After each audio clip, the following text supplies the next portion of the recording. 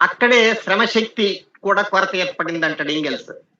ఏమంటాడంటే అదే పరిస్థితి శ్రమశక్తికి ఏర్పడింది. ముఖ్యంగా పశువుల మంద కుటుంబ ఆస్తిగా మార్పు చెందిన తర్వాత మరింతగా ఈ కొరత ఏర్పడింది. పశువుల మందలు పెరిగినంత వేగంగా కుటుంబం పెరగదు. మందల్ని కాయడానికి మనుషుల అవసరం పెరిగి ఉండాలి. యుద్ధాలలో పట్టుబడిన ఖైదీలు ఈ పని కోసం ఉపయోగపడ్డారు. పశువుల మాదిరిగానే వారు పిల్లల్ని కంటారు, వారు పెరుగుతారు. అంటే ఇక్కడ ఒకవైపున స్త్రీల విషయం చెప్తూనే శ్రమశక్తి యొక్క అవసరం కూడా పెరిగింది.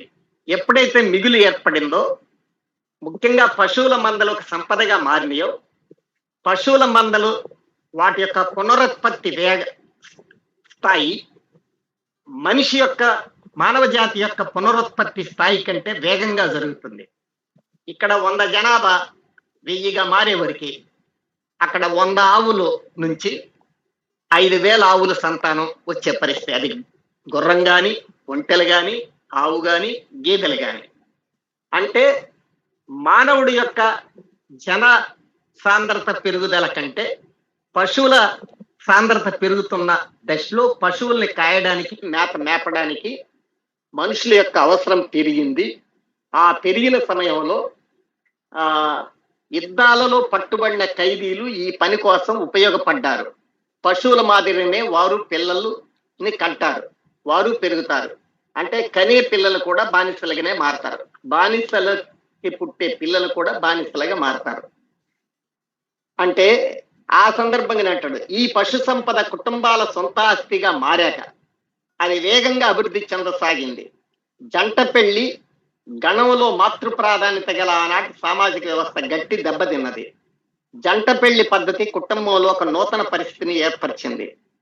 ఇక ఇప్పుడు కుటుంబంలో అసలు తల్లితో పాటు అసలు తండ్రి కూడా స్పష్టంగా కనబడుతున్నాడు.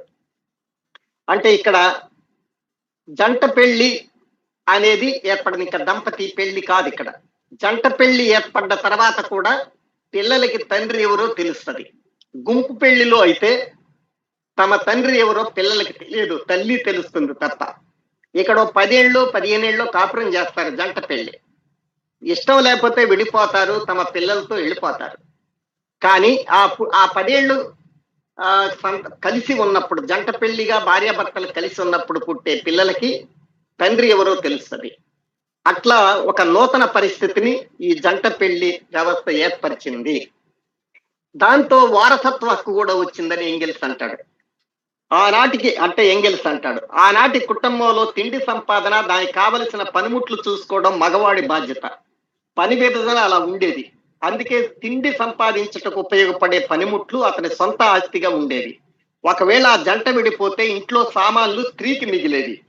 మగవాడు తన పనిముట్లు తీసుకొని వెళ్ళిపోయేవాడు.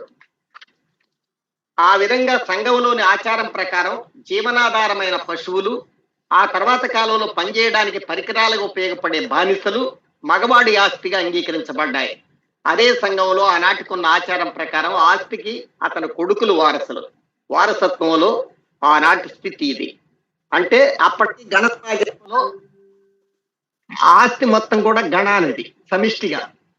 కనుక అందులో ఎవరు చనిపోతున్నా మిగతా గణంలో ఉన్న ప్రజలకి అది చెందుతూ ఉంటది, ఒకవేళ తల్లి చనిపోయినా ఎవరు చనిపోయినా.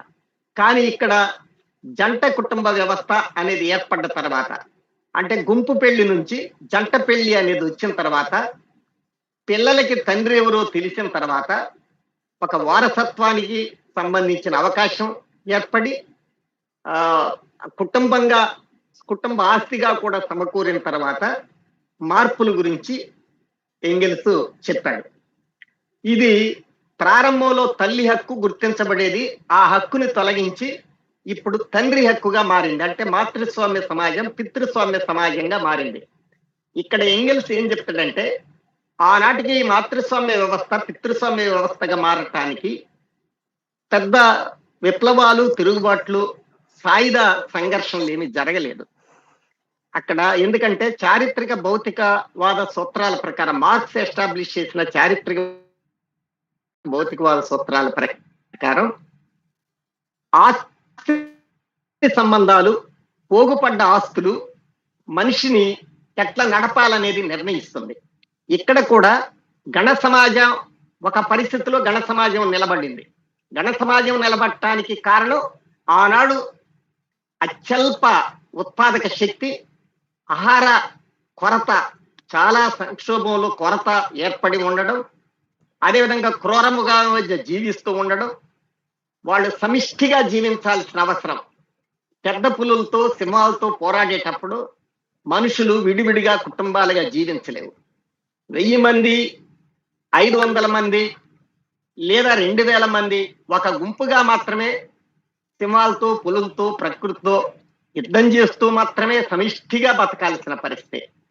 నేను పెద్ద పులి వస్తే నేను ఒక్కడిని పక్కకి పారిపోదాం అనేటటువంటి స్వార్థాలోచన రావడానికి వీలు ఉండదు అక్కడ. ఆనాటి భౌతిక పరిస్థితి మొత్తం అందరూ రాళ్ళు రప్పలు తీసుకొని ఆ పెద్ద పుల్లి తరిమి కొట్టాల్సిన అవసరం ఉంటది. ఒక సమిష్టితనం అనేది అందులో ఉంటది, ఒక ఐక్యత అనేది అందులో ఉంటది. అందుకని అది ఒకవేళ ఒక జంతువు దొరికినా చంపుకొని తినేటప్పుడు ఆ సమిష్టిగానే ఉంటది. ఆత్మరక్షణకు చేసే పోరాటము సమిష్టిగానే ఉంటది. వాళ్ళ ఆహారాన్ని తినడంలో కూడా సమిష్టిగానే ఉంటారు. అంటే అదొక సమిష్టితనానికి అది ప్రతిబింబంగా ఉంటుంది ఆ రోజు పరిస్థితి. అంటే ఆనాటి వాళ్ళు మానవుల మధ్యన ఉన్న ఐక్యతకి కారణం ఆనాటి భౌతిక పరిస్థితులు, గణ సమాజం నాటి భౌతిక పరిస్థితులు.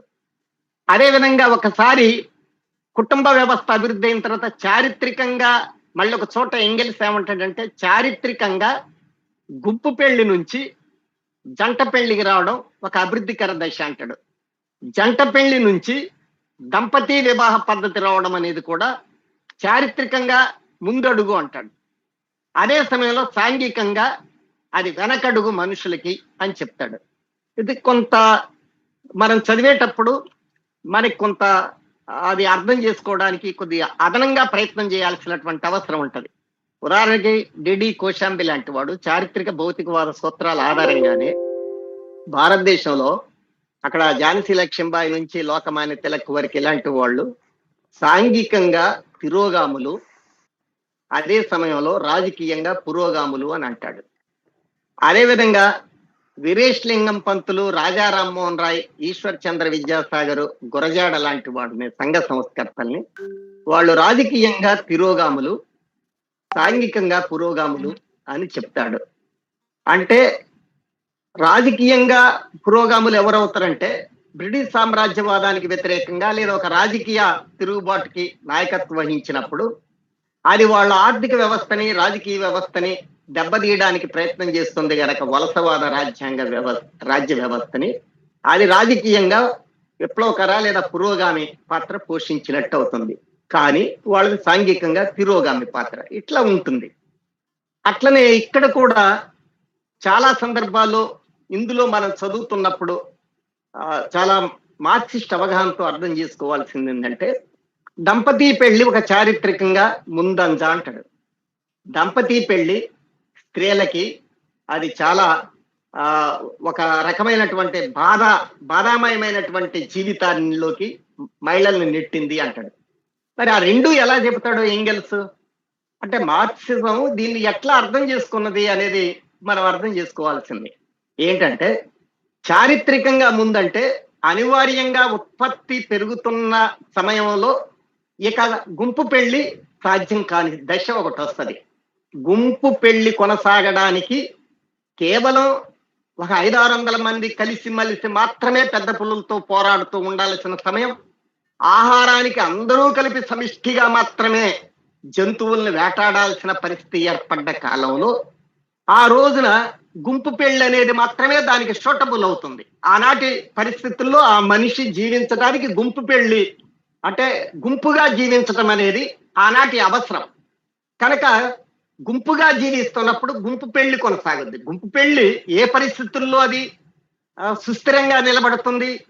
గుంపుగా జీవించి తీరాల్సిన పరిస్థితుల్లో మానవుడు ఉన్నప్పుడు గుంపు పెళ్లికి కూడా ప్రాసంగికత ఉంటుంది. కానీ ఉత్పత్తి విధానంలో ఎప్పుడైతే మార్పులు వస్తుంటాయో సహజంగా దానికి అనుగుణ్యంగా మనిషిని కూడా ప్రభావితం చేస్తూ ఉంటాయి. అందుకని ఇక గుంపు పెళ్లి కొనసాగడానికి వీల్లేని ఒక పరిస్థితిని ఉత్పత్తి విధానం తీసుకొస్తుంది. అంటే అందరూ కలిపి పెద్ద పుల్లలతో పోరాడుతూ జీవించాల్సిన పరిస్థితులు లేకుండా అందరూ వాళ్ళు ఎవరికాళ్ళు ఒక 10 మంది 20 మంది కూడా వేటాడి ఒక ఇల్లు ఏర్పరచుకొని, కుటుంబాన్ని ఏర్పరచుకొని, స్థిర నివాసం ఏర్పరచుకొని, వాళ్ళ దగ్గర విల్లులు, బాణాలు, నిప్పు, కుండలు అన్ని తయారు చేసిన తర్వాత వాళ్ళు ఆ స్థిర జీవితానికి అనుగుణ్యంగా వాళ్ళు జీవిస్తారు. ఆ జీవించేటప్పుడు వాళ్ళు నిన్నటి గుంపు పెళ్లి ఇక అక్కడ సాధ్యం కాదు. నిన్న గుంపుగా నివసించాల్సిన పరిస్థితి లేకుండా పోయినప్పుడు గుంపు పెళ్లి కొనసాగడానికి, గుంపు పెళ్లిళ్ల పద్ధతి కొనసాగడానికి ప్రాసంగికతను కూడా కలిగి ఉండదు సహజంగా. ఇదే చారిత్రక భౌతికవాదం చెప్పేది.